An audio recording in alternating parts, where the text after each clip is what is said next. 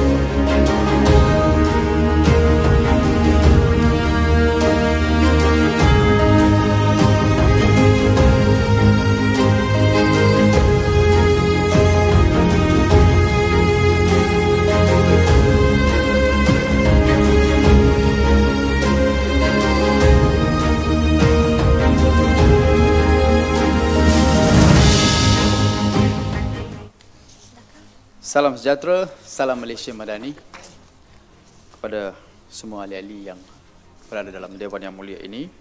Sidang ini is live telecast di luar sana. Ramai anak-anak muda akan memerhati tuan-tuan, puan-puan yang akan bahas segala usul yang akan dibentangkan dalam Dewan ini. Jika mana-mana ahli yang didapati melangkaui batas atau melanggar peraturan, saya tidak akan think about it dan saya akan minta untuk keluar dari Dewan ini. Kerana kita mesti menjaga tata tertib dan hemah dalam Dewan yang mulia ini.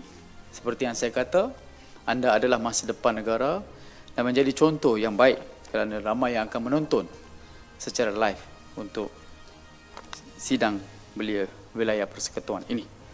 Baik, seterusnya, setiausaha kita teruskan dengan usul seterusnya.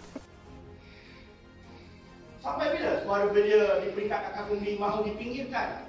Sampai bila kita hanya meraihkan hari belia dengan konvoi, konsert dan kemah pameran, tetapi gagal membina sistem yang membolehkan mereka padi menguning di sawah rata, dijaga petani siang dan malam. Perubahan iklim makin nyata. Bersatu kita selamatkan alam. Sekian, terima kasih. Terima kasih, Ahli Yang Berhormat. Ini adalah sebuah usul yang progresif towards the climate change and green energy. Ya. Baik, ahli-ahli yang berhormat, sekarang saya kemukakan masalah kepada sidang untuk diputuskan.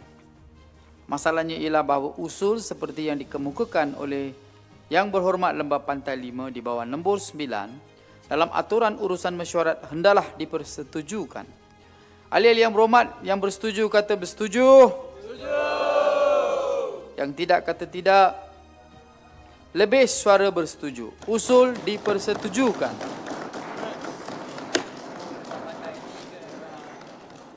Ahli-ahli yang berhormat, mesyuarat pada malam ini ditangguhkan sehingga jam 11 pagi 23 Jun 2025.